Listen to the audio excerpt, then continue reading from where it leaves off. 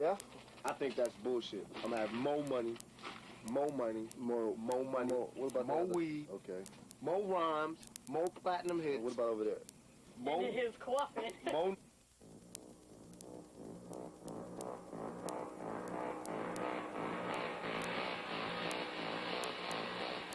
And mighty Iron Mike Tyson comes out blazing against the challenger Bruce Seldon in a devastating first-round knockout. Backstage, Iron Mike is greeted by longtime fan Tupac Shakur, who also wrote Tyson's entrance song. I'm in this shit for the honor and the respect. That's why this shit feels so good. Truly believe that I've been blessed by God and that God walks with me.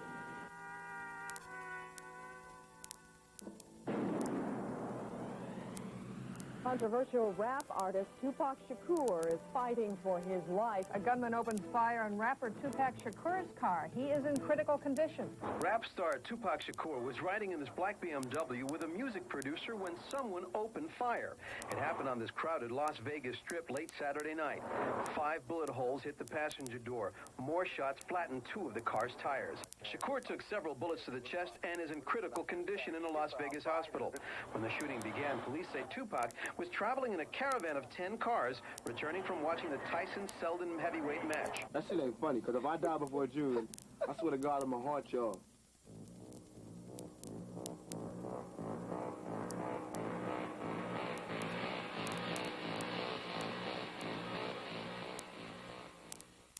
Tupac wasn't born, he was sent to us.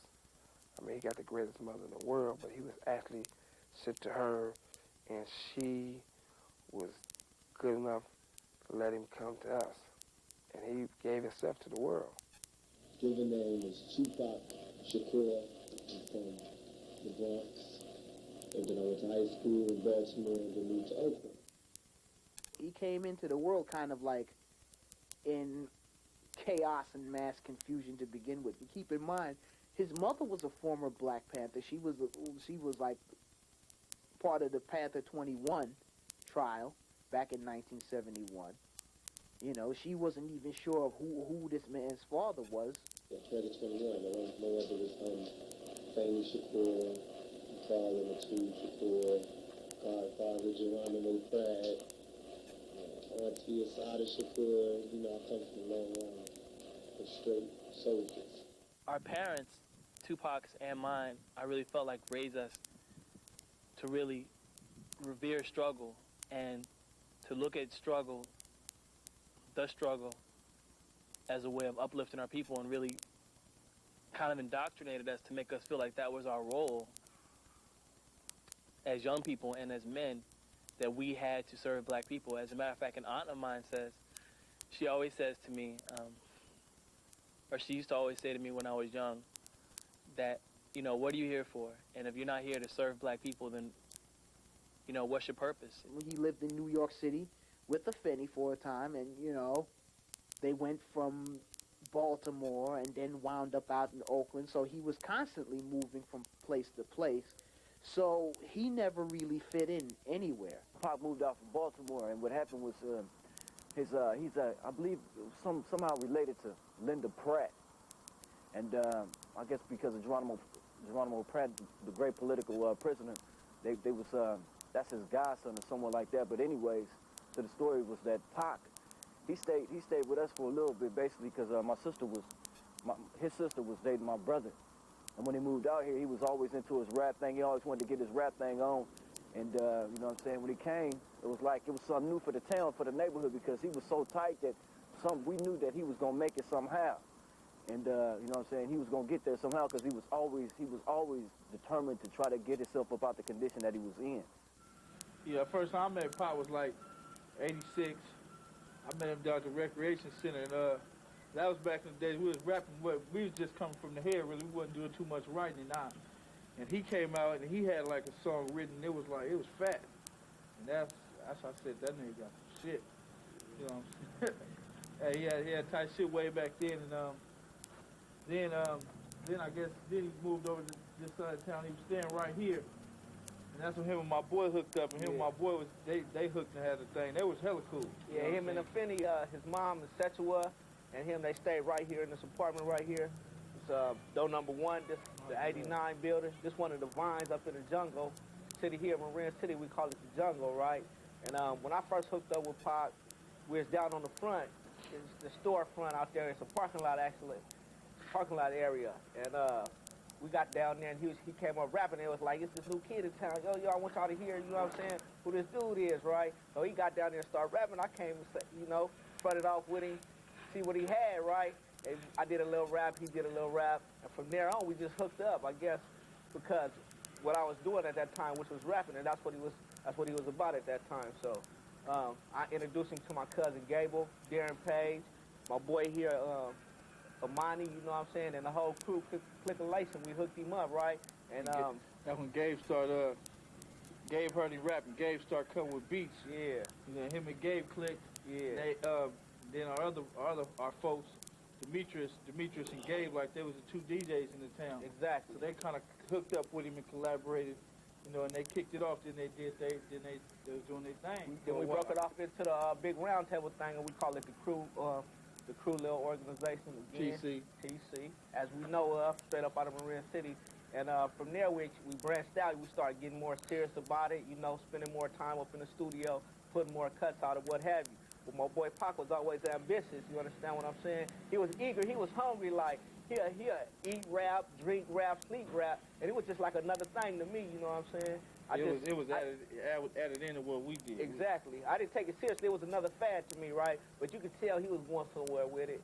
Well, like I remember when he first came out here, actually it was like the second day, and he was kicking at the house with my brother. We was eating like we had just had dinner, and what happened was, you know what I'm saying, you know what I'm saying, we said, Pac, man, you know how to play hoop? He said, yeah, man, I know how to play hoop and whoop-de-whoop, you know what I'm saying, like that. We said, yeah, man, let's go see some hoop at the rec down there, because we was all balling at the time. It was like, you know what I'm saying, everybody wanted to get their ball on, you know what I'm saying, whoop-de-whoop. And when we went down to the rec, we was coming to our surprise, the man didn't know how to play no hoop, man. He was a good rapper, but he should have left the basketball alone. He always tried. He would shoot bricks and air balls and things like that, but it was all cool. Cause after a while, he said, nah, I'm just gonna stick to the rap game, man. He had the New York flat top like he had in Juice. We always laugh at him about it. I was about 15, 14 at the time. And my homeboy, Willie Dinsby, known as Ant Dog, Anthony, he was going out with Setua, his sister. So Tupac used to always come around to the house, right? We'd be like, you know, he had the New York with the holes in the pants and, you know what I'm saying, the flat top. You know, we was real bummy and shit. We'd always talk about him. Oh, look at you, little funny-looking motherfucker. You know what I mean? Like, fuck you. You didn't call me that, you know, that New York shit. And we used to punch him, run around the building. He'd catch one of us. We both beat him up and shit. But he was still like a brother, you know what I'm saying? They used to tell me about this guy from New York, this new rapper named Tupac. And his name was MC New York. This dude named MC New York, whatever, whoop-de-woo, and everybody was telling me how good he is, you need to battle him. So whatever, I ended up leaving Florida, coming back to California. And one day I just happened to be at the bus stop, and I was going back to Novato, and here comes Demetrius Strickland, another guy. We eventually all lived together. I see him and Tupac at the bus stop, and he's like, hey man, what's up, this is Tupac. And then I'm with my friend Terry August. You know, so it's my friend and Tupac and whatever. It was like both of us. So it was like the situation for like a little rap battle, you know. And they was like, oh man, you got to rap against him because my partner was a beatbox. So here we go. He busts out his little rap. He had a song called "Girls Be Trying to Work It, Nigga" or some shit, and he busted that rap, and it was hella cool. Then I bust my little rap. I had little raps too. So we called it a tie. So we was going back and forth, and it was a tie. The bus came, and if the bus didn't come, we weren't going the same place. We probably might have just went different ways and might not have just really kicked it. But the bus, we were going the same way. We got on the same bus, so we ended up kicking it all on the bus. And from that, next thing you know, we had a group. And that's when we became One Nation MCs. At first, we didn't have a name. We was like, whatever, we just rapping together. Anyway, so I ended up getting kicked out of my house. And Tupac gets kicked out of the house. He's staying in his godmother's house. So we all move in with Demetrius. My other friend, Terry August, got kicked out of his house, so he moves in with Demetrius, too. Demetrius' dad just went to the pen, so he got the house to himself. So we all moved in. We're living there. Everything's cool. We got the rap group. Terry's the beatbox. Demetrius is the DJ. Me and Tupac are the rappers. Then my boy Gable, he was like a good friend of mine. So he was like the DJ. He was my DJ, so we decided to have two DJs. Usually when Demetrius is not there, that's when the chaos happens in the house, because Demetrius he's not there to keep the house disciplined, so shit goes chaotic. And Tupac and Terry gets into an argument. The argument was over a Nintendo game. Who had winners and shit. And Terry was always the one that tried to run the house when Demetrius wasn't there. Tupac and Terry had been arguing all week. Anyhow, Terry told Tupac when he left, man, you better do the dishes because it's your turn to do the dishes, and you better have the motherfucking dishes done when I get home. And it was like, I knew he wasn't going to do it, but I guess he wanted to punk him to see what he'd do, to see if he'd make Tupac do the dishes. So anyway, it's all day, we're kicking and chilling, playing Nintendo, getting drunk. Here comes Terry and his girlfriend. And not only did Tupac not do the dishes, he spilled like a whole big jug of something on the floor and didn't clean it up. It was fucked up. He should have did that. But he did it just to spite Terry. Here comes Terry walking in. He instantly is going off. He got his girlfriend with him, and he must have been in a bad mood. He's going off on Tupac. Tupac jumps up across the coffee table over to Terry, jumped all in his face, started cussing him out. They like face to face. You know they about to box. Me, Troy, and Gable, we all in there. We just like looking. And Tupac wasn't going for it because Terry was, he was in the wrong, but he was still bullying the shit out of him. And so Tupac, not going for it with his mouth and his attitude, he said, fuck it. He ran up from about 10 feet away, coming with a wild right, and threw it and missed and hit the corner of the washing machine.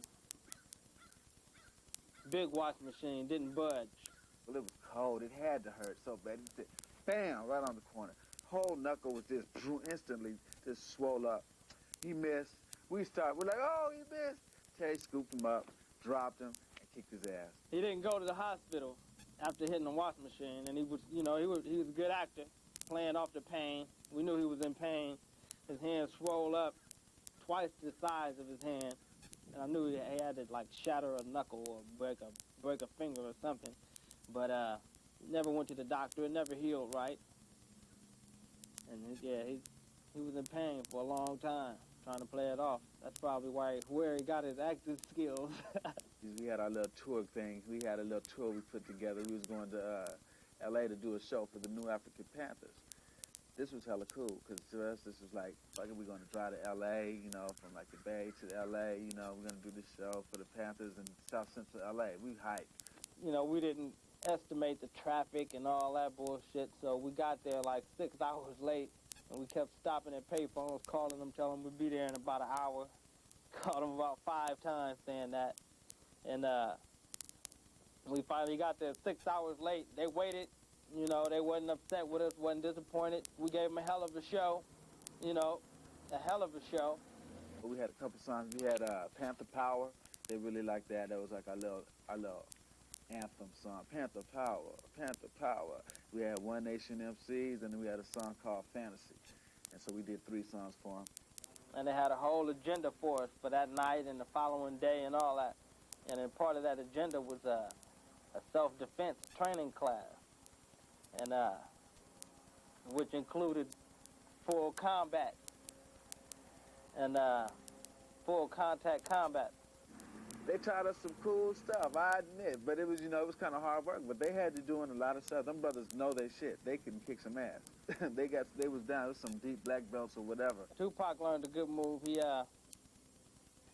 learned a move where if you get knocked down, you're on the ground on your back to like crowd your back, put all your weight on your back, lean back, and keep one foot cocked back and one foot up, and just kick at the person and like just rotate around and just keep your eye on them. And they can't, unless they want to get kicked, they can't really do nothing. You can trip them up also if you know some moves like that. And Tupac learned that. And when the instructor called on Tupac to go to fight with somebody, to spar with somebody, the first thing he did before he even threw a blow was drop to the ground and get in that position so he couldn't get hit and he can keep the dude off of him. And it worked, He kicked the dude a couple times. Dude couldn't get in, so he didn't lose, And came in handy one time in Marin City. One night, we were all drinking 40s. My cousin's Jetta. and we was having a good time, you know what I'm saying? And we got to talking about girls that we had fucked and what had happened, you know, and I had messed around with one of Tupac's girls, and he was like a little bit jealous, I guess, and he said, we actually started capping, playing a dozen, talking about each other's moms, and, you know, his mom was on crack and all that shit. We just clowning each other, you know, and it got a little out of hand, got serious, and I told him, basically, from the jungle where we at, we're getting your ass, you know what I'm saying? And he said, oh, you ain't gonna whoop me. I said, basically, I bet I can. He said, bet you can't. So I induced him to get out of the car. He wouldn't get out of the car. He's talking shit. I tell him, well, man, this is my cousin's car, man. You gonna get up out my cousin's car. And he wouldn't get out. Tupac, man, JJ, my friend, I don't gotta get out the car. No, you gotta get out my cousin's car. JJ, you my cousin, right? You gotta get out of his car, right? Some shit. I know he's telling. He said, and Tupac, I don't gotta get out of nothing. Yeah, so everybody knows Tupac got a big mouth, you know what I'm saying? He'll keep on going and going. So I told him, look, man, looked at my cousin. I said, I'm about to put this dude out your car. You know what I'm saying? You got any complaints about that? He said, no. I said, well, Pac, you got to go. And he said, I'm not getting out shit. So I stole on him. We fighting in the car. You know, he's trying to kick me like a little woman. But we get out the car. Well, I get out the car. I'm trying to get him out the car. I'm reaching in the car, trying to unlock the door. He wouldn't unlock the door. Nigga bit me. yeah, he bit me. And, you know, I'm going to say he is my dog, though. Now, he bit me. I finally get him out the car. We square off. We kind of... That's what I must have got there, because that's when I came by. He was like this. And you was just... Throwing sets? Yeah. Yeah, oh yeah, he did bite me though. We locked up, he bit me, I bit him right back. He tried to fight. He put his dupes up, but Troy could box, and Troy was just bam, just killing him. He was just sticking him, and Tupac ended up falling. He tried to sweep me. I grabbed his foot, put him on his back. I said, now I'm about to kick you in your face, and he did. No.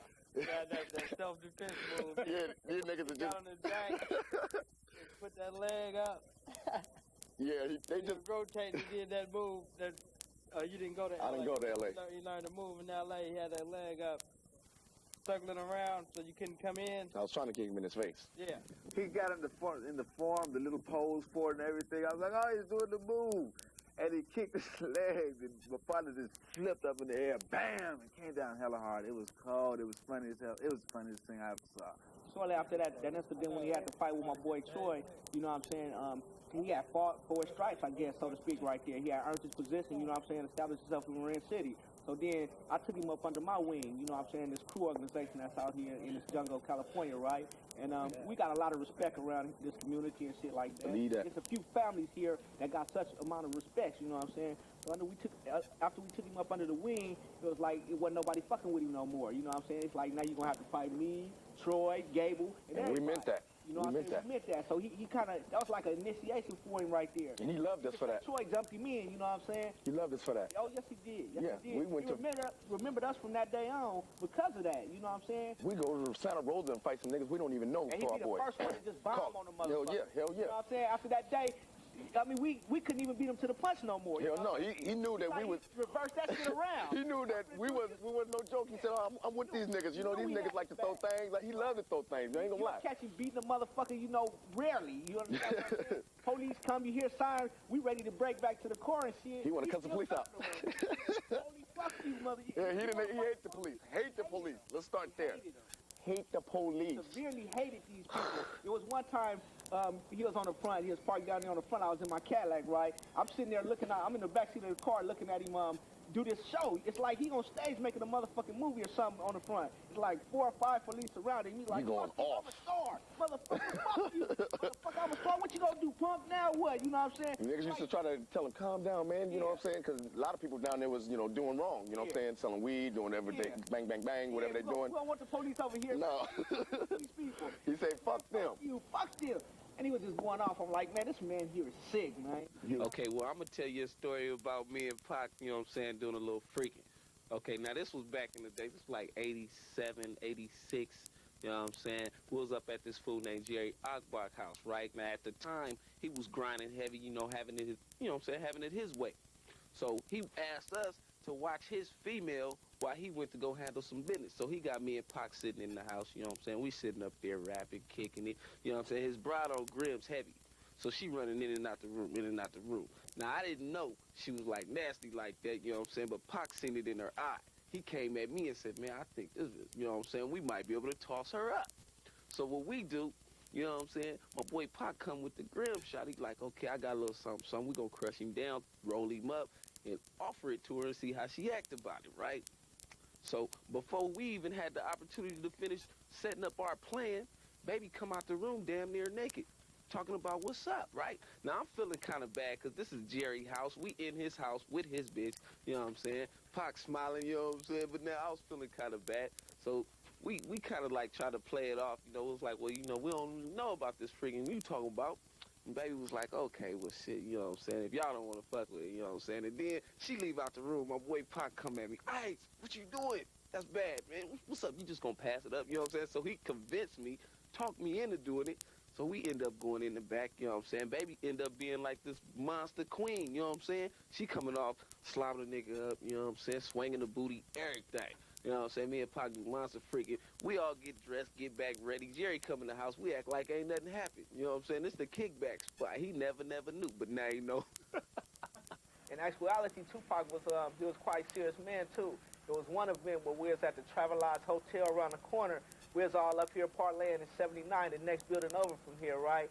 And we had a few 40s and we was drinking, smoking on some dozes and shit. And we asked this dude to take us to the hotel, right?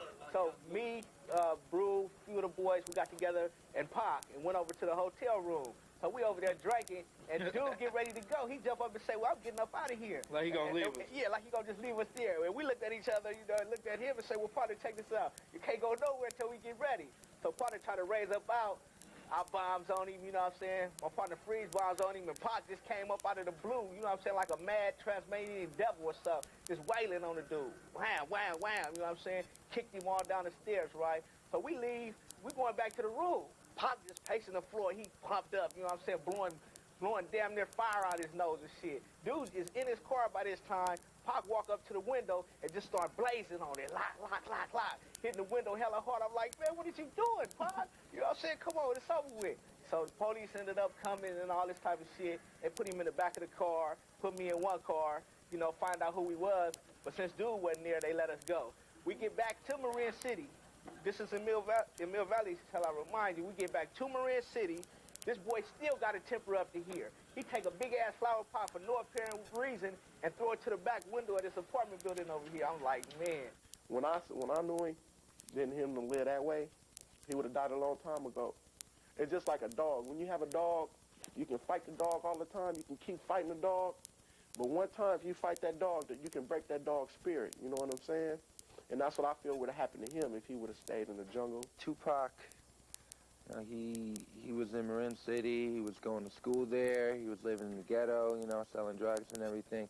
But he was also, you know, getting involved in these poetry readings, you know, that was run by a woman named Layla Steinberg, who was a part-time teacher at Bayside Elementary School, and she also used to promote shows. She'd promote shows there sometimes in Marin City and in other community neighborhoods, and she was working with a rapper named Ray Love, and Ray, you know, Ray was trying to pursue his rap career, and then one time she was, I guess, teaching at Bayside Elementary School in Marin City, and Tupac came up to her, and I guess they had both been reading the same book, and you know, they hooked up, and he became you know, kind of her protege. She was his manager. Him and Ray Love were in the group called Strictly Dope. Ray Love had already been hooked up with Tupac, and they became Strictly Dope. They did their thing for a while. I guess they maybe a group. I don't know how long they were a group. They did their thing, and eventually, I guess Tupac wanted to be solo, and Layla hooked him up with Atron Gregory, who at the time was Digital Underground's manager. And Atron was so impressed by Tupac, he went and introduced him to Shock G. Greg Jacobs, Shock G, Humpty Hump, dude from Digital Underground, the lead rapper from Digital Underground, gave Tupac like a little audition, just let him bust a rap for him, and he liked it so much, he was just like, well, yo, why don't you come on tour with us? And they took Tupac on tour with him. He became like the Humpty Hump dancer, doing the little Humpty Hump dance, and they went to Japan. They went everywhere. They went on like a world tour. I was the roadie. the roadie, a shock, and I'm carrying the equipment, holding my faith, and you know what I'm saying? That's what I had to do. I'm a hustler. So I took that, and on my spare time, when we go on tour, I pick up all the shit I had to pick up, drop it down, you know what I'm saying, and rush down the piano, and Shock will be playing the piano, and like Serge or Latif or Kane will be rapping at the piano, and that's when I would let people hear me. I'd always be ready with a rhyme, and I kick around, Boney, everybody started listening to, and that's how I started getting friends in the industry.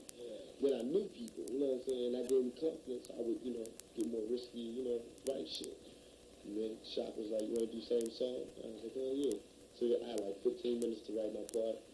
I just scribbled the shit out, did it, and people really liked it. And he felt good. He was like, I want you to be the rebel underground, you know. I want you to keep me underground, keep me street, because I would have never thought to do nothing like that. And I want you to keep me down there.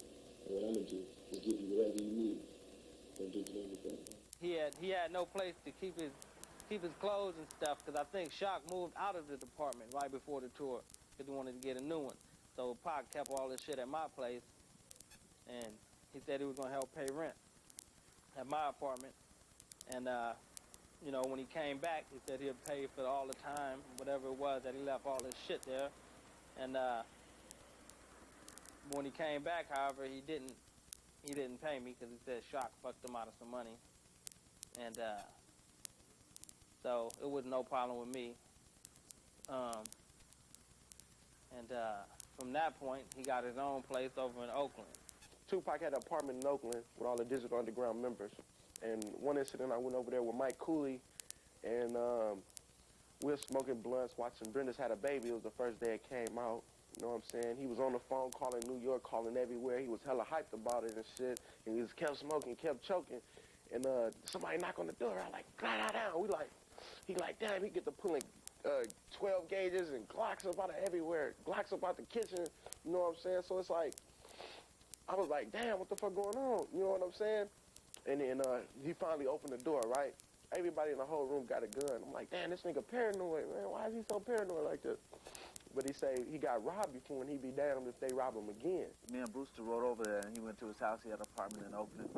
He had an AK, a brand new AK. He had a brand new Glock 9 and a brand new video camera.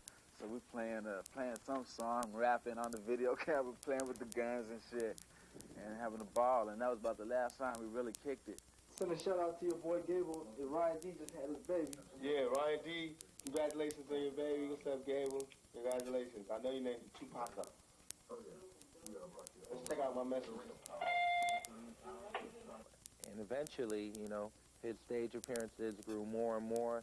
Digital started letting him do more stuff, and then he rhymed for the first time in 1991 on the Digital This Is an EP release, which led to him getting his own deal with TNT and releasing the album Tupacalypse Now. While I was hustling or whatever, Tupac would be writing raps a little more than me. He wrote all the time, too. He was just like me. And I figured, we used to always say, man, you gotta write. And I remember he'd like come down, I'd be shooting dice, and I remember he'd come down with like songs like Brenda's Got a Baby, and he'd like, oh, dude, check this out, come here, man. I'm like, what's up? He'd show me like, I could see how he wrote it, you know, Brenda's Got a Baby. He said he'll start busting the rap, saying he'd have the chorus already worked out. He'd be like, Brenda's got a... You know, he's like, I'm going to have the chick and the dude singing that with the woo. I'm like, okay, that's tight. All right, I got to go, you know. And next thing I know, he said, man, come to the studio, meet me at Starlight at 12. We go down there, here he is, woo-woo, hooking up songs, you know, just like he said, man. I'm like, that's tight. I remember when he first came out, had so much energy, and when I read interviews with him, even like his definition of niggas never ignorant, getting goals accomplished was so deep in the way he used to talk about, you know, black nationalism and black economic communalism and black cultural nationalism and struggle in his songs. Brenda's Got a Baby and Dear Mama. He has so much to give us. I mean, the cat was wealthy. And we are some real niggas! There you go, Pac. She interested. There you go, Pac. She said it's cool to talk to me. Don't you know you got a great pair of legs? Yeah, man. For her. For her. They talk like that here. For her. For her. when we talk like this. For her. Walking down the streets in New York, I got a 40, not a court. So listen to the thought. Back in the J-Town, I bet they didn't know that Tupac would come up and I'm never going down. And I won't sell my soul. I left wearing silver, came back sporting gold. Straight, no, I ain't fake, and I'll rape any trunk that tries to play me out, cause I know how to pump the funk. So either back up or get dumped, cause you know Tupac ain't no chump.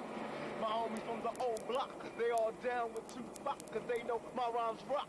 And they never really changed, cause I came back the same, still with the same name. Tupac, I drop any pump I pop. If you think you can rock, then get dropped. Here we go, I can flow, and I ain't through yet. I ain't frontin', but the blunt is going out, don't sweat. A biker, a Chinese. We don't have the right, but I got the fucking thread. Stop, let me walk by. I'm in New York, watch me walk high. Anybody wants to front, they can get hit like a motherfucking blunt. And you don't stop. I had heard his material previously, but it didn't strike me as gangster-oriented. It was kind of like gangster, but it was kind of like a revolutionary gangster. And to interview him, he struck me as just somebody that, you know, you kicked it with on the corner, man. He was like one of the boys. He was really like one of the boys, and I came away very impressed. He was very cordial to me. You could see the anger in him, but at the same time, he was a very introspective young man, and we had a very intellectual-based interview, which lasted like for more than an hour. And I came away very impressed with him, because it wasn't like some rappers, they just want to get into it for the money. He actually had a plan, you know, a plan of action. It was to make money, but at the same time, he really wanted to sincerely perform for the people. To me, it's just like this, just the industry to me, I put everything on the street now. And commercialized rapping is like having sex for the record company. That's like letting them pimp you. So it's cool if you letting them pimp you and you getting the money. You're reaping the rewards of the commercial success. You know what I'm saying? If that's what you want to do, cool. But then come out with some hits too. You know, come out with some hip hop. If that's what you got to do to bring the bacon on, I can't blame you. Drop that shit. But on the flip side, you better have some old lottie-dottie shit. You know what I'm saying? And instead of that, they letting, like, you know what I'm saying, groups like won't say anything, but like, you know what I'm saying, A.B. Factory, they just, you know what I'm saying, they just putting out song after song, making like a fucking, like, this is rap. This is a rap, because just because his words are rhyming, that's not rapping. It's a trip, because I remember when he was recording the album, his style, the way it changed, the way he's been growing in his style, or, you know, developing, which is what you're going to do, especially when you're young and you get older, you get tighter as you get older. He, back then, he was rapping more all mellow. All his songs was mellow. I mean, he had songs like Brenda's Got a Baby, Words of Wisdom, and, you know, When My Homies Call, Part-Time Mother. All his songs were mellow and cool, like kind of like pop, trying to, you know, damn near like I'm trying to make everybody happy. But he had a couple hardcore songs, you know, not really hardcore like gangster shit, just cussing at the world, but, you know, just kind of hard on his level.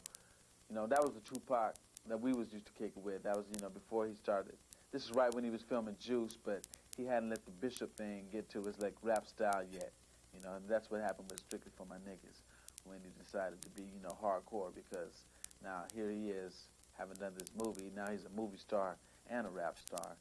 And the star he played in the movie was the person that people in the your audience or whatever thought was kind of, damn, Bishop was cold, Bishop was crazy, you know. So now Tupac, you was Bishop, what's up, Bishop? Now he's like hard now, and so he had to go with that role now all of a sudden, and even though that wasn't really him.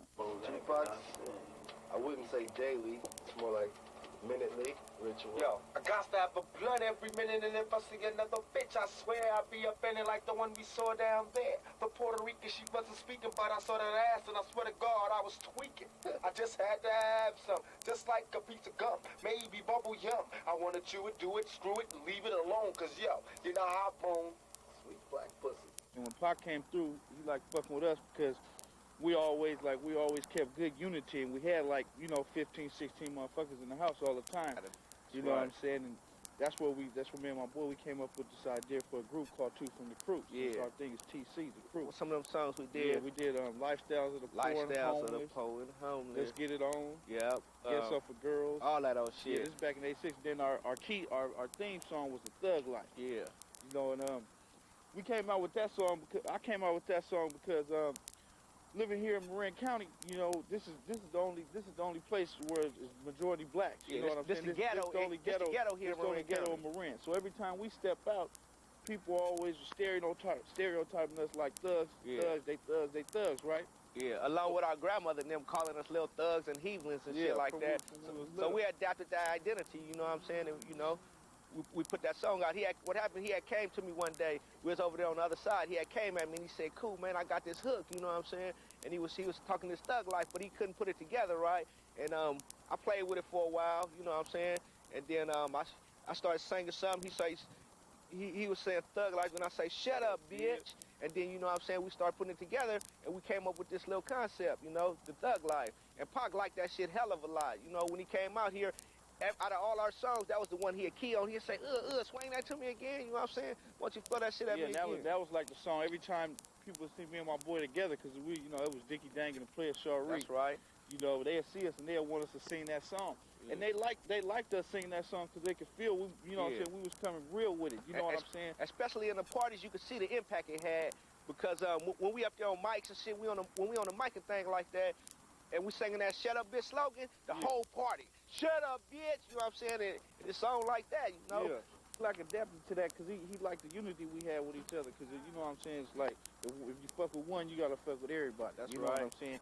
And he loved that unity. He always wanted to be a part of something. Yeah. That's why people say he liked the West Coast more because it was a lot of love. Thug Life originally, it was him and Stretch Walker, who was from New York, and Stretch was connected with a lot of people on the East Coast, such as Notorious B.I.G., and the whole Thug Life idea was that, you know, these people would be like united ghetto soldiers. They'd be able to walk into any hood, anywhere. I say thugs, I mean like niggas who don't have anything.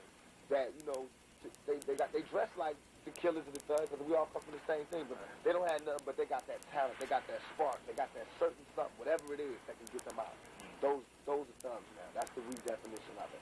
And it was really Tupac, this guy from Inglewood named Big Psych, who was involved in the hardcore underground scene there, Tupac's brother, Mo Preem, and two other guys, Macadocious and Rated R.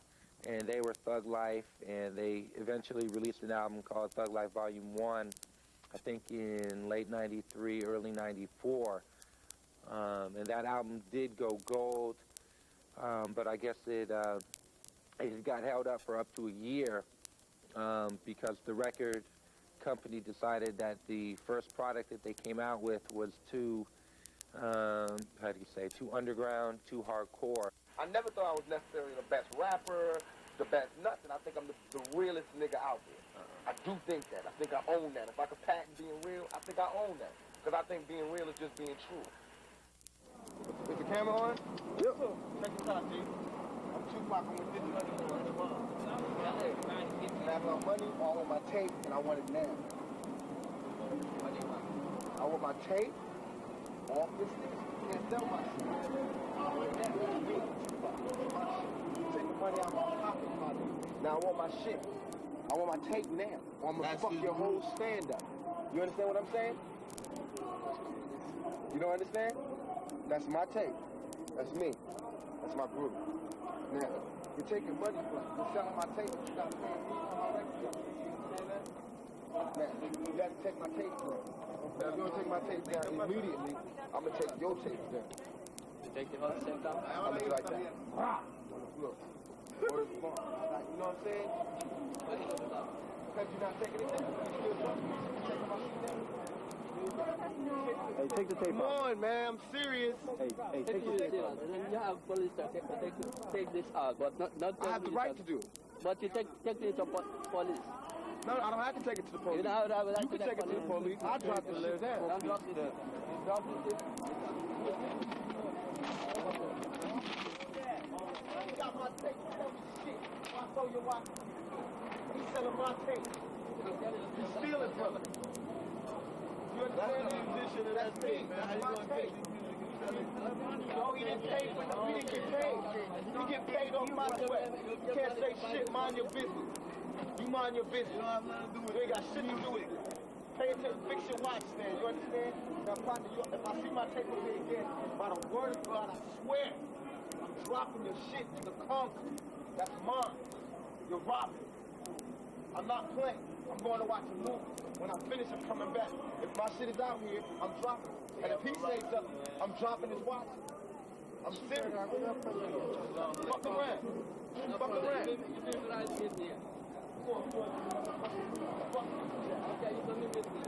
to God, I'm not playing. None of my tape. None of my tape. Where'd you go underground shit?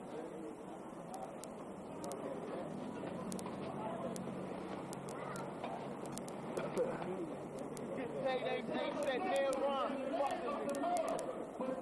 Man rhyme. Selling my shit got the nerve. Yo, all my homies back in the O and the J, all them niggas. Fuck y'all. Y'all ain't here right now, so fuck all y'all. Nah, what's up, Jamar? Dang, all them niggas. I don't know what's up. What's up? Who is it? Who is it? I want some eggs. What I want? Sausage. Some eggs and sausage. I'm starving. Oh my Tracy, baby.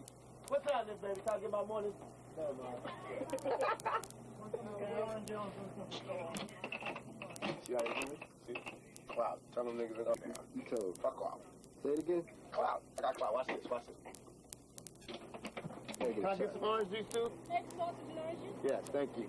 Once you get here, go get the 3 oranges. 3, because you know me. Thank you, baby. Thank you, baby. See? Tupac had a charisma. He had a special charisma. There was something special about him. You saw it in some of his records. You saw it more. Saw it a little bit more in his movies. You know, he had that glow. He had that charisma. There was nobody else that looked like him. I mean, he had the eyebrows. He had the cheekbones. He was like, you know, handsome. You know, sometimes when you see him sitting there introspective, you know, if you're a woman, you know, you wanted to go over there and, well, ask him, well, Pac, what's wrong? What can I do for you, baby? You know, he had that special glow about him that attracted you to him right away. That's why I do the doo-doo at, look, at the film. Ain't nothing changed, ain't nothing changed. For all my niggas back home, I want you to know I'm not changing. I'm still real. I'm still that same nigga, a blunt. I'm still real jerk. Don't be so hard on your mom, man. She ain't doing all that, you saying. What? I'm gonna show her this, man. I love you. Say that little skinny motherfucker. I love you, baby. Wait, who's the Mac, though, Tupac? He ain't the Mac. I'm the motherfucking That's the Mac. I'm the motherfucking Mac. Well, show me who's the Mac. Huh? He said you ain't got shit on him. He said he ain't having it. In the moon. He the Mac on the moon. He get all the bitches on the moon. He said he ain't having it, though.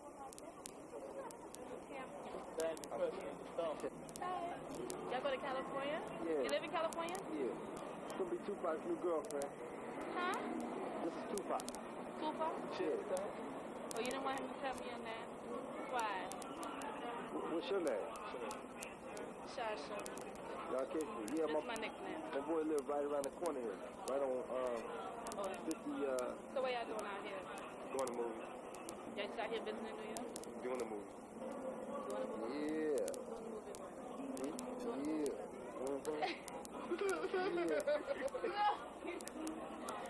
So y'all doing a movie out here? What kind of movie? Action adventure. Okay. Action and Y'all adventure. Yeah, like I'm down for some action and adventure. Don't my niggas look like we down for some action and some adventure? So you see what y'all doing out here? That's out here visiting. Movie. And movie. Nah, I think it's my job. Doing a movie. Yeah, I'm not from here. I'm from DC, but I got to finish school. I'm finish school next year.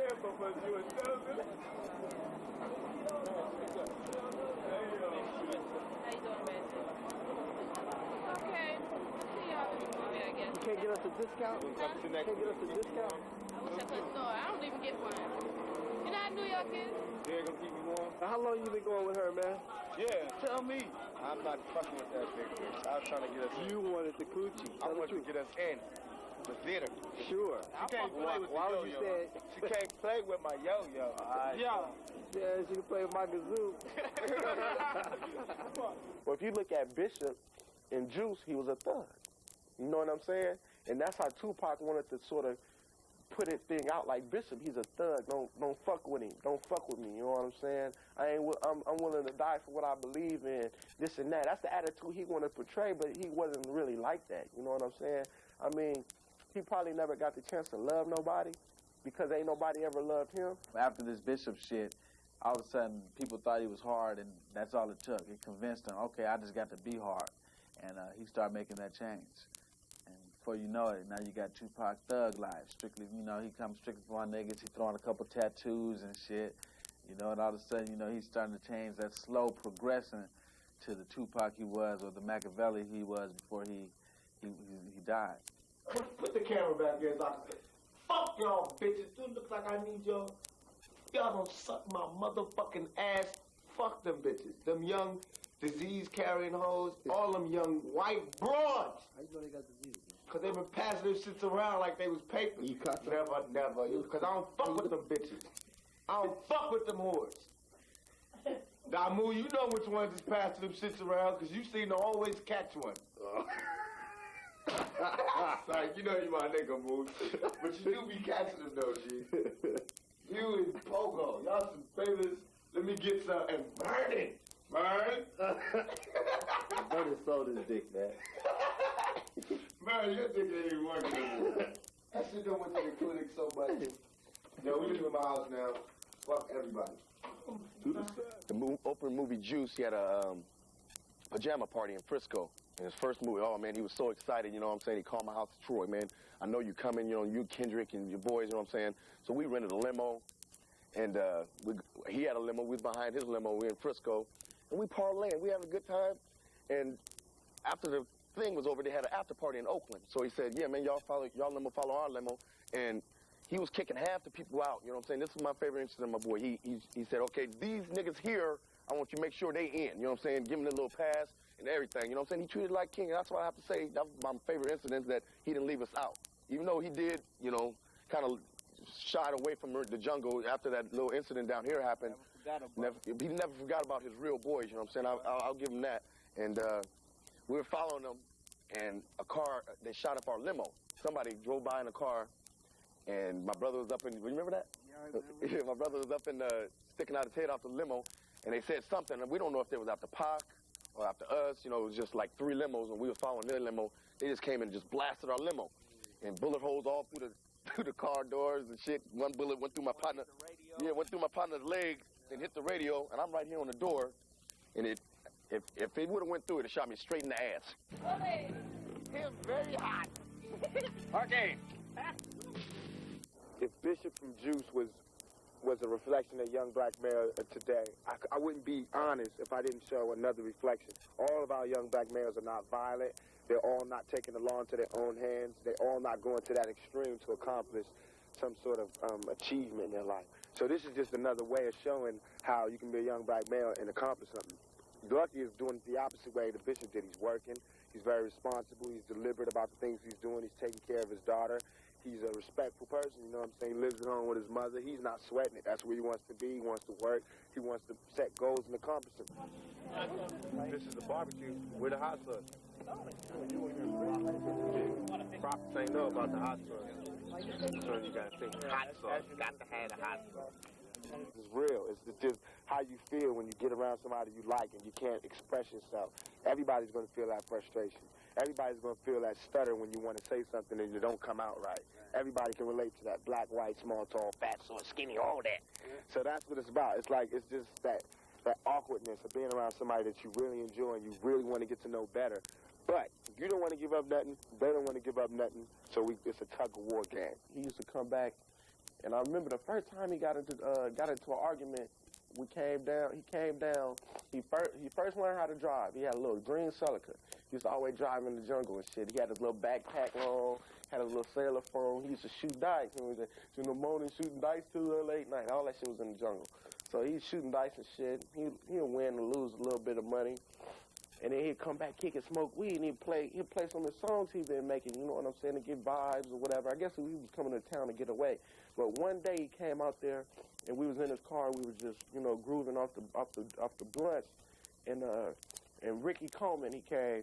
He was like, you know, Tupac, what's up? Why you claiming Oakland? You know what I'm saying? Why you saying Marin City ain't nothing but, you know what I'm saying, motherfuckers selling dope and bitches getting pregnant, you know, because that was what was going around the town.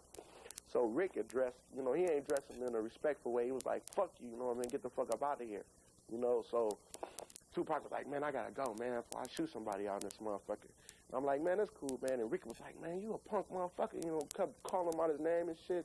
And Pac was like, I gotta go. He always received love from us because we all had love for him, you know what I'm saying? It wasn't like when he made it, it was like that it was bad vibes for all of us, but it was like, you know what I'm saying, it was one brother that made it. We just expected a little bit like from him to help us out, his other fellow rappers. The complaint was over negative comments Tupac made concerning the residents of Marin. The conflict came to a head at the annual Marin City Festival, which Tupac attended as a guest. The end result was a 6-year-old child being fatally shot. A few weeks before the incident took place, me and Tupac was backstage in the Richmond Auditorium here. He was performing there that night. And it was me, my brother Charles Jr., and my cousin Brian Tyne. So as we got to talking and shit, we brought up the festival because it was time for the festival to come around. And we had told Pac the festival was going to take place, you know. Maybe he ought to come over and, you know, holler at us or something like that. So we left there and headed on back to Marin City. Then a few weeks, when the festival came about, he came. He was actually there. The girl Layla, she had came up to me and she said, are you still cool with Tupac? I'm like, yeah, that's my dog. We still cool, ain't no problem. Because there was some type of controversy. He had supposed to said something about the people here in Marin City. So she said it was cool. You know, I told her it was cool. And at that time, 5150 was on the stage. You know, and they had just got off the stage. And my brother Charles Jr. came and said, you know Pac here, don't you? You know what I'm saying? Let's go out at Pac. I was like, okay, in a minute. I was with my kids, and we enjoying the show and shit. So I walk over there, and Pac with Man and a few bodyguards and shit like that, Maurice Harding. And I walk up to him, and I'm like, man, what's happening? How you doing, Pac? He like, what's up? Where you been, boy? I've been looking for you all over the place. So we get to talking and shit. We cutting it up, you know, trying to establish the next time we're going to meet or something like that, right? And this guy walked over, and he like, man, what's up? And he was walking up on Pac like he was ready to hit him, right? And Man stepped up in front of him like, man, you know what I'm saying? What's up? You got a problem with something? You know, like, you know, bodyguarding Pac and shit like that. Like, nah, ain't no problem. Dude say it ain't no problem. So he walk off, right? And Demetrius come over, you know. And he like, man, you know you're not supposed to be around here, you know. And he fired on Pac. Boom. He hit him, and then all kind of commotion start jumping off. You know, like when it's a fight, everybody come to, you know, see what's going on. And when that commotion jumped off, it was a backpack that was handed around. You know, these little kids that came with Pac, it was about 6 little kids, you know. And they had a little backpack, and that's where the gun came out of. So they got the gun off the pack and shit like that. Some people say Pac got the gun, but I never seen the gun in Pac's hand. I seen it in Maurice's hand. So Maurice was over here at this time. When the commotion broke off, somehow he had ended up over here. And it's like people running around frantic and shit like that, you know. No, at first they looking at the fighting incident. So when Maurice got the gun, that's when people went into a panic. And he cocked the gun, and he tried to shoot. The gun jammed. And he cocked it again. I'm looking at him the whole time. He cocked it again, tried to shoot. Nothing happened. Then, like on his third time cocking it, he shot, and boom, that was it. Everybody started screaming and yelling and running. And I turned around and I ran and dove. After the shots was fired and shit, you know, when I didn't hear no more shots, I raised my head up, you know what I'm saying, to see what was going on. And then it was people already in pursuit of him. You know, they was already chasing him and Harding, and the little kids had went a different way. You understand what I'm saying? And it was Harding and Tupac that ran the same way. So what they did, they ran here and they jumped over this fence. You know, even at that time, Pac being my friend, I had to make a decision. You know what I'm saying? I mean, somebody shot. You know what I'm saying? He's shooting around, and all my family down here, my kids and shit. I'm like, you know, I felt like, you know, fucking him up or something. So I grabbed a big ass rock and I ran behind Michael Gibson and Harding, right? I'm finna just hit the car, break the window or something so we can, so he wreck or something so we can get in that ass or something, right? But when I went over there and I got over the fence, Michael Gibson was already there. And he in the car, he just putting them on, Pop. He just throwing, you know what I'm saying? He just putting them on me, right? While the police and everybody is around. I'm like, well, goddamn, I don't got to do shit. There it is, you know what I'm saying? So I step back and somehow Pop get him out of the car. And I think Maurice is driving at this time. It's like people trying to just turn the whole fucking car over and shit like that. He was in a Cherokee, actually a Cherokee Jeep. So they're going to just run people over, you know what I'm saying, getting the fuck up out of there. He continued up this street right here, you know. You got about 200 mad motherfuckers, you know, running behind him. He wasn't driving fast or nothing like that. I think he wanted to turn into the police station right there. But for some reason, he stopped like about right here for some reason and just stopped. But I think he got out because the police presence was known. But at the same time, you got 250 motherfuckers mad. They already destroying the truck. They hitting the truck with bottles and bricks. I mean, you should see that car after they finished with it. They fucked the car up so bad. But let's see. When I came around, the police was standing with their shotguns. They was trying to, you know, people to calm down and shit like that. They was hitting Pac so hard with rocks and bottles that he climbed up under the front end of the police car. He was literally up on the ground up under the car. You understand what I'm saying? And the police couldn't do nothing to stop it from happening. So they finally was able to calm people down and disperse people, you know, as more police units came and shit like that. They was finally able to get the crowd calmed down. So they took him, and instead of taking him to the substation right here, they took him around to Sausalito, to the substation of Sausalito, which was a probably smart decision because you'd have had 1,000 people out there, you know, not gonna wait until Tupac came out. You know, wouldn't have been able to get him out of there, and that's pretty much was it. Although not directly involved, the Marin City shooting was first in a long line of troubles that Tupac faced. As his fame grew, so did his legal troubles all across the country. Charges ranging from assault to the shooting of 2 off-duty police officers splashed across headlines, making Tupac Shakur the most famous rapper in America. But his most serious charge was one of rape, an accusation that Tupac always denied. It was on the night of November the 30th, 1994, when Tupac and his entourage went for a recording session at the Quad Studio in New York, when 2 gunmen opened fire and shot him a total of 5 times.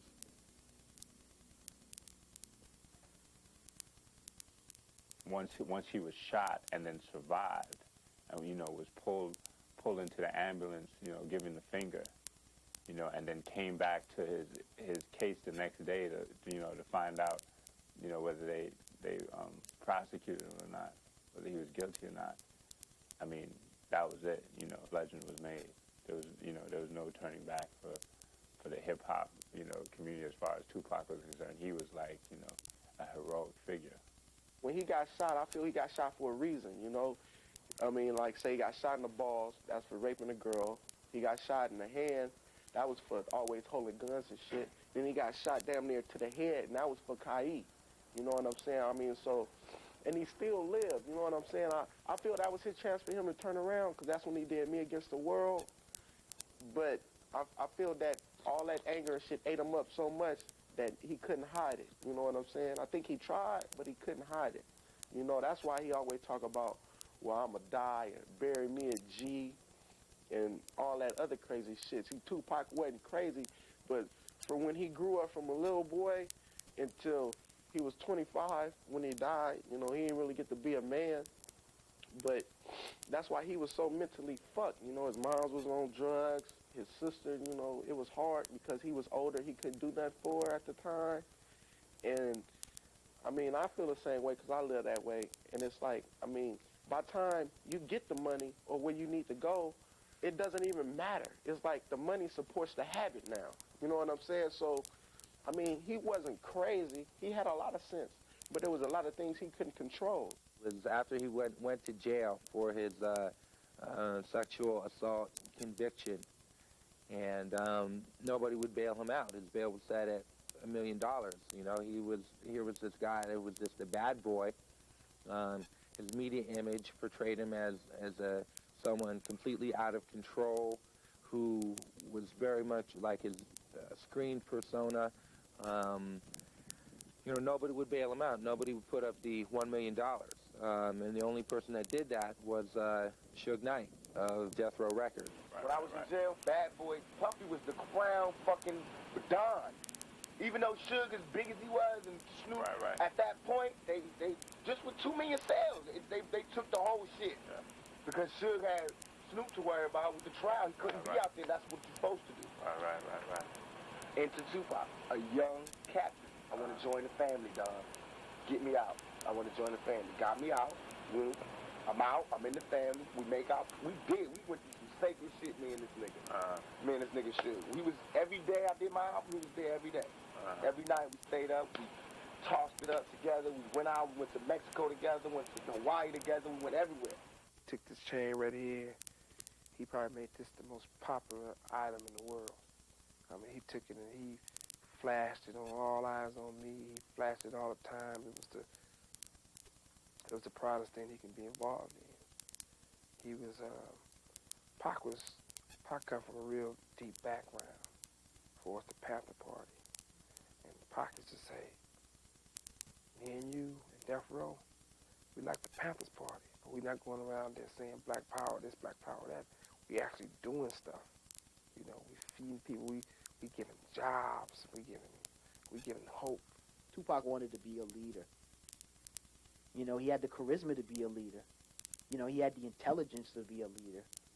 You know, he had everything, you know, he had the credentials to be the leader, but he didn't have, you know, what the psychological know-how, you know, to really become a leader. Instead, he was more of a follower. And I think that's what brought him into the death row camp with Suge Knight. He was impressed with Suge. You know, it was almost like hero worship. Greatest joy to me that Pac would tell you, he wouldn't sugarcoat it. He would tell you the truth. Like the first time, it was things I didn't even know. The first time he ever been to a basketball game in his whole entire life, I took it. And it was the Lakers playing the Bulls, and you know, we had our floor seats around the floor, you know, with the food, and cracking jokes, talking about the players, Robin running here, talking about this person, and we would make a big thing about it. So after the game, he'd grab me and be hugging me and say, man, I had so much fun. Don't you know, this is the first time I ever been to a basketball game?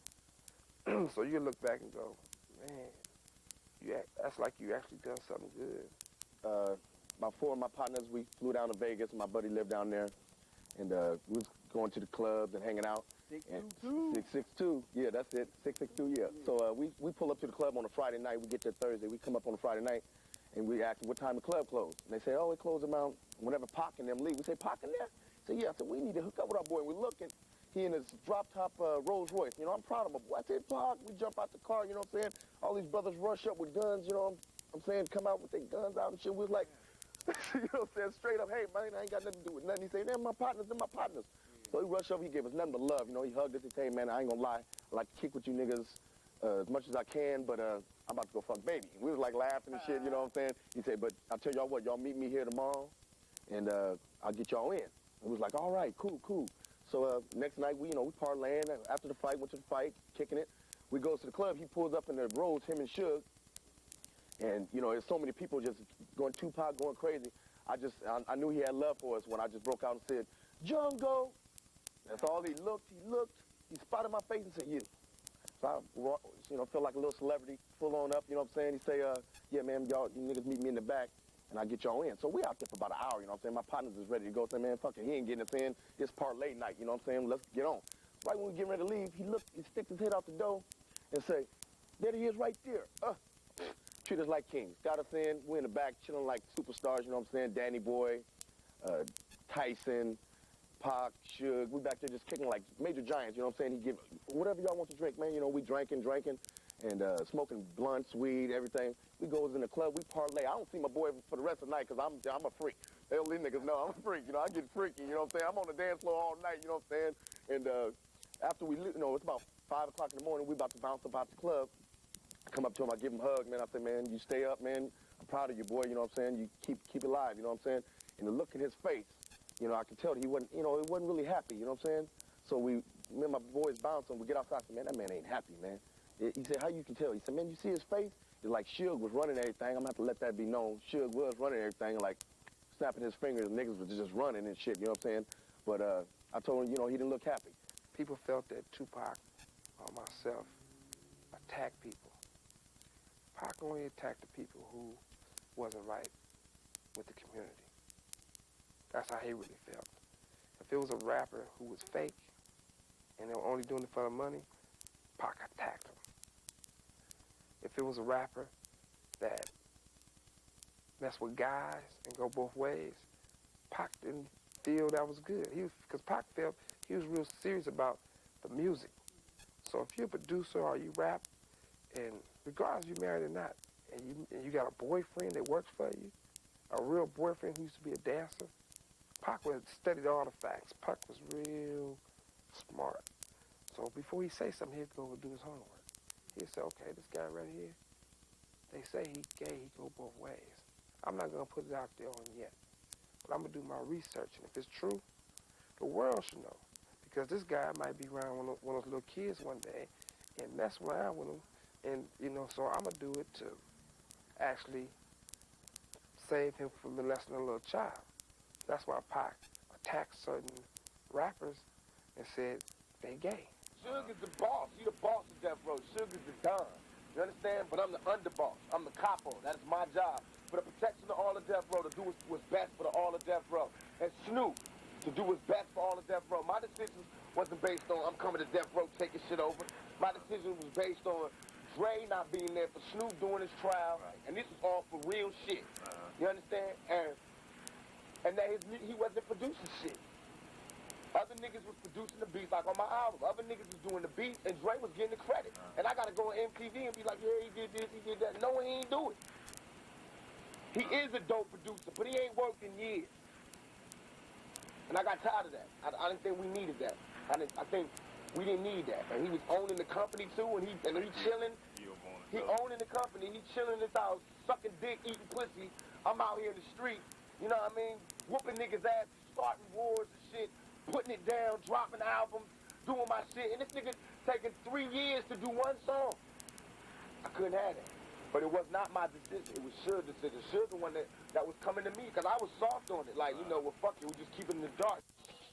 But the biggest battle Tupac waged was against his former friend and rapper Notorious B.I.G., or known as Biggie, which added fuel to the East versus West Coast rivalry.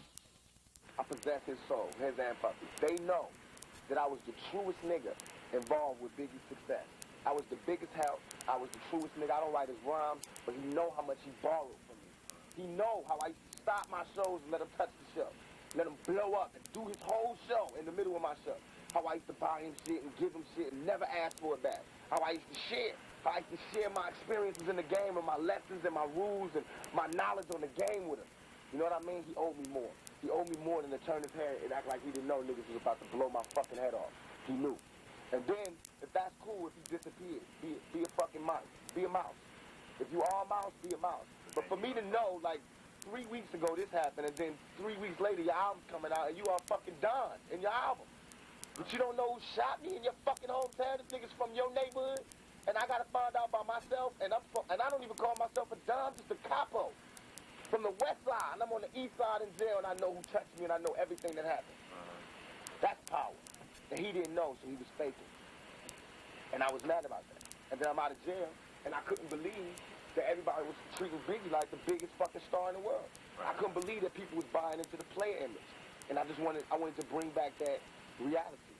You know what I mean? It's just like, nobody can never be confused and think I'm fucking Mike Tyson and I'm a heavyweight champion. I'm a little nigga. That's why it's so raw to watch me just battle lions, because I'm a little skinny nigga battling niggas 3 times my size. But Biggie is not a player. He's never been. He's never had bitches until he got some fucking money. That's a trick. That's not a player. It's not a popper. So my point was to prove him wrong. I took everything that he glamorized and I personified it.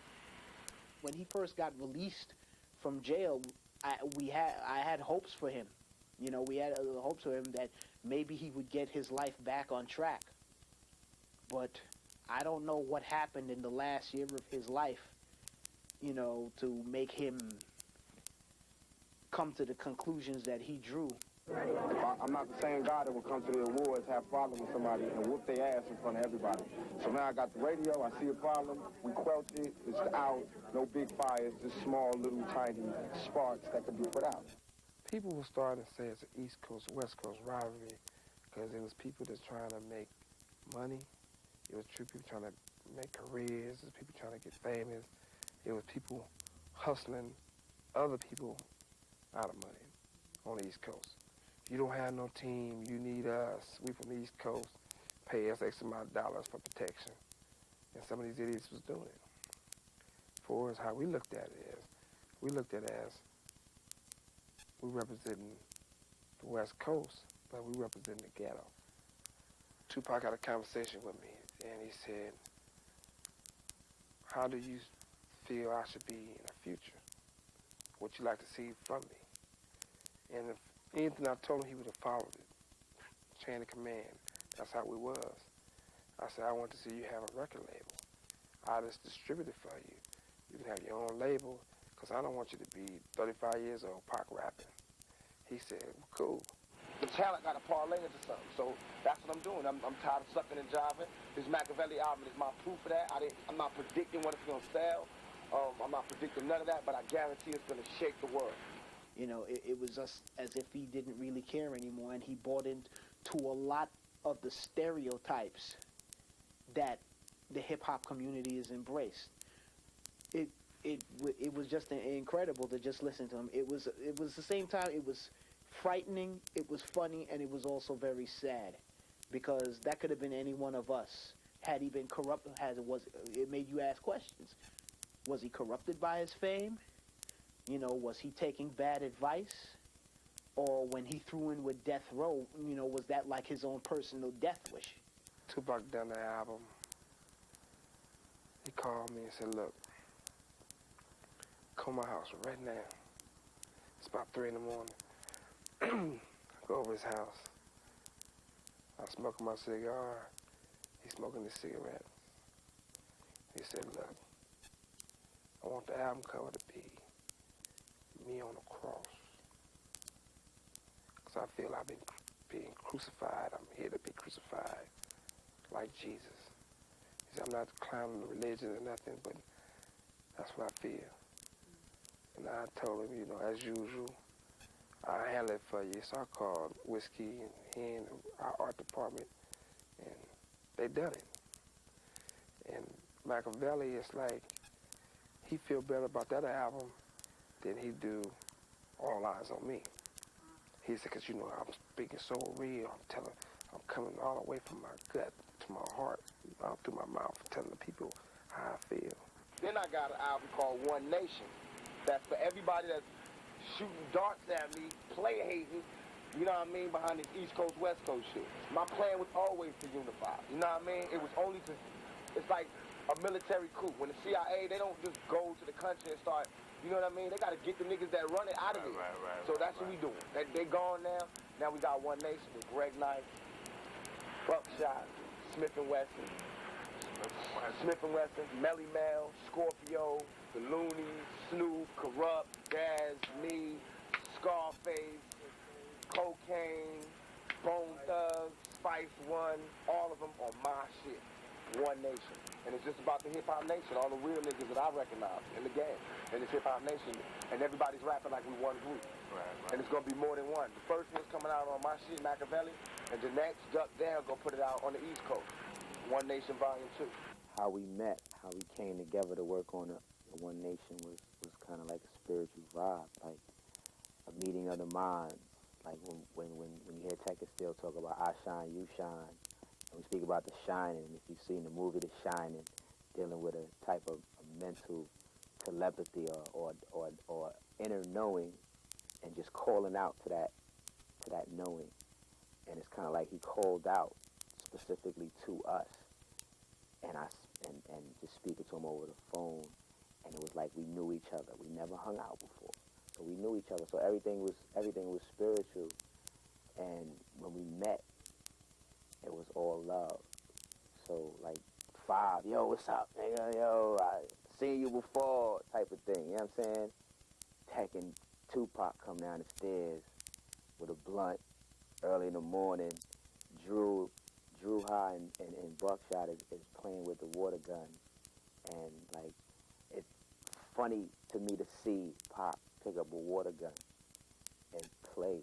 You know what I'm saying? He's playing with him, Buck, Tech, Drew. They running around his big house, his pool, and they're playing with water guns. And it was funny because he actually stopped and said, hey, don't wet the window. It cost a lot of money to clean the windows.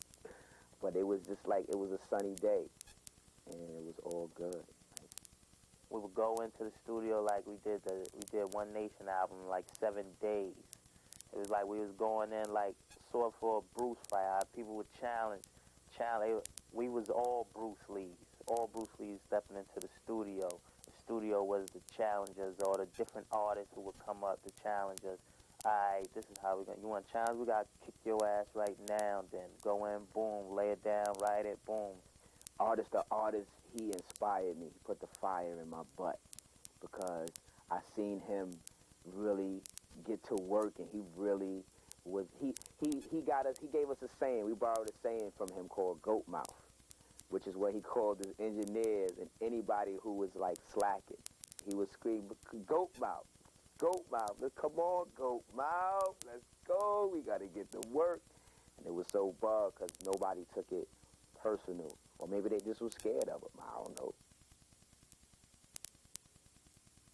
On September the 7th, 1996, Tupac Shakur and Suge Knight found themselves ringside at the Mike Tyson-Bruce Seldon championship fight. By all accounts, Tupac was in a happy mood, until one of his entourage pointed out a man who had robbed him a few weeks earlier of his death row medallion. Tupac immediately confronted Orlando Anderson, a known gang member with the Southside Crips, and a brawl ensued.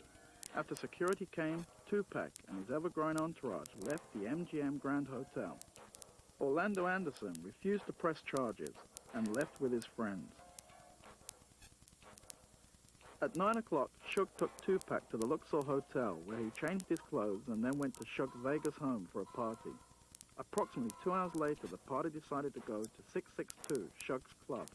The caravan, led by Suge's black BMW, headed up the Vegas Strip, when he was stopped by bicycle police because of his license plate and was let go shortly after. A few minutes later, the caravan made a right at the Flamingo, when a white Cadillac pulled up next to them at the crossroads of Flamingo and Caval. A man came out of the car shouting at the BMW and then started to fire a gun.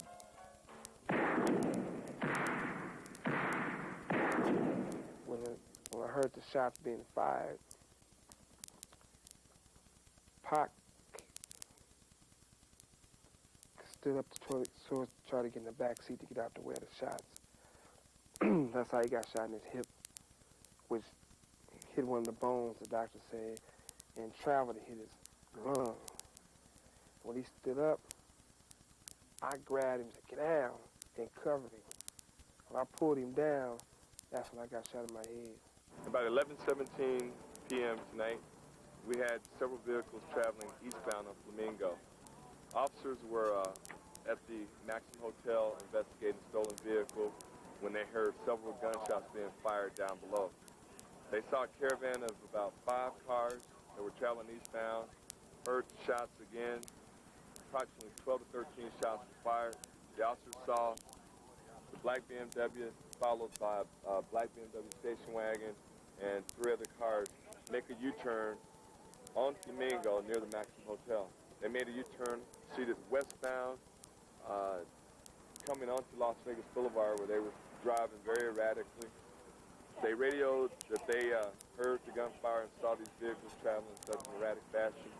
Other officers who were working the strip area were able to get the vehicles stopped here. As you see, the black BMW was traveling on the rims on the right side.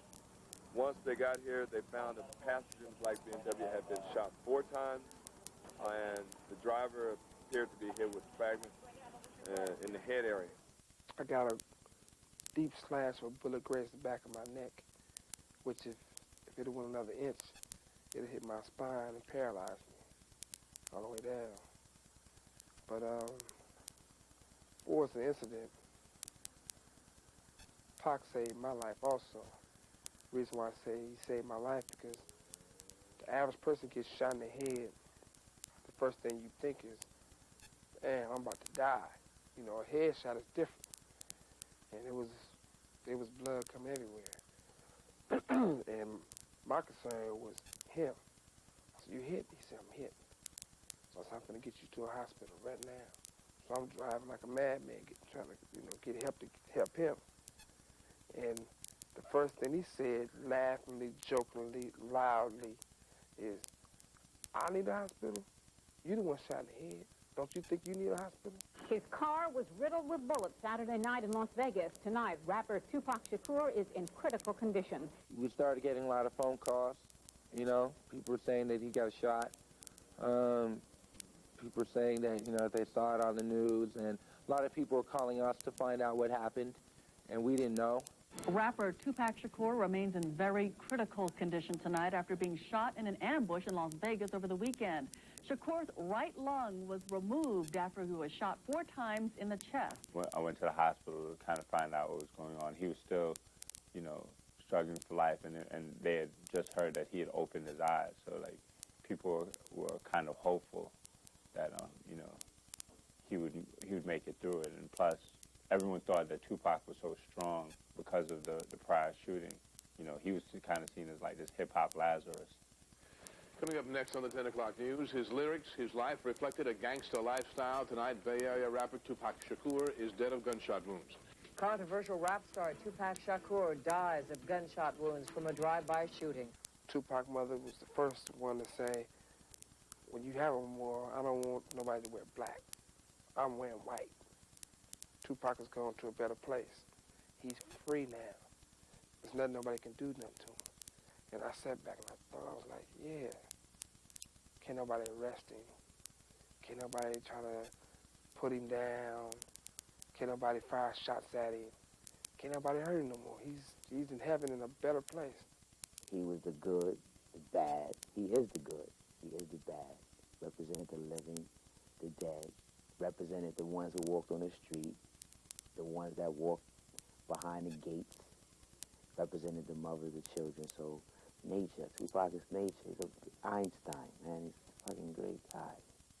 At the end, he was like getting ready to, not getting ready to check out of here, but you could see that, somewhere along the line, you kind of had that feeling he was going to die according to his preaching.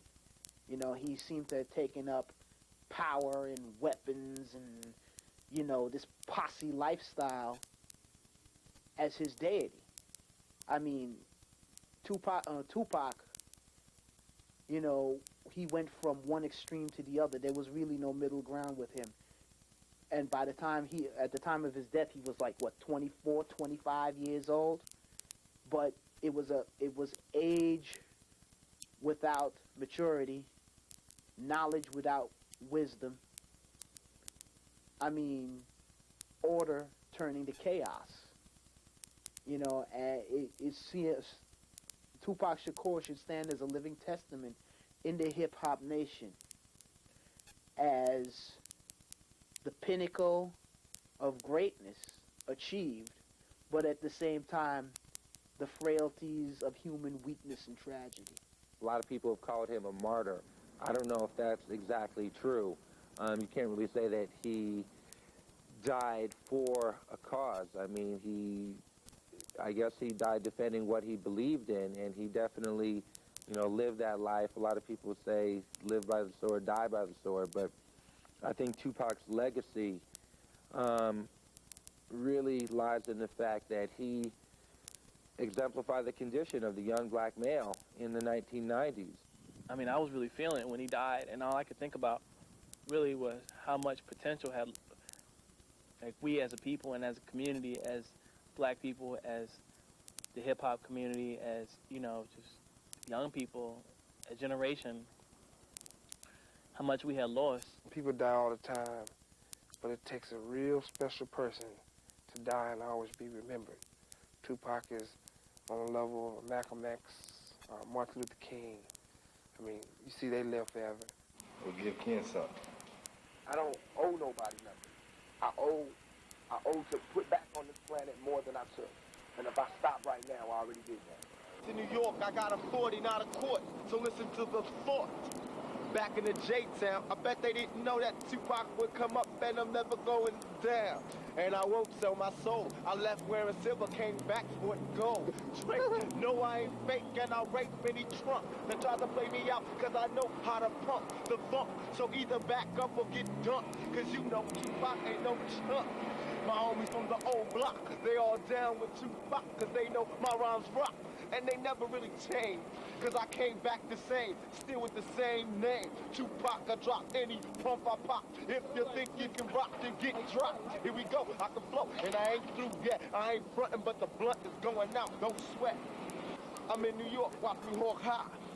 Anybody wants to front, they could get hit like a motherfucking blunt. And you don't stop.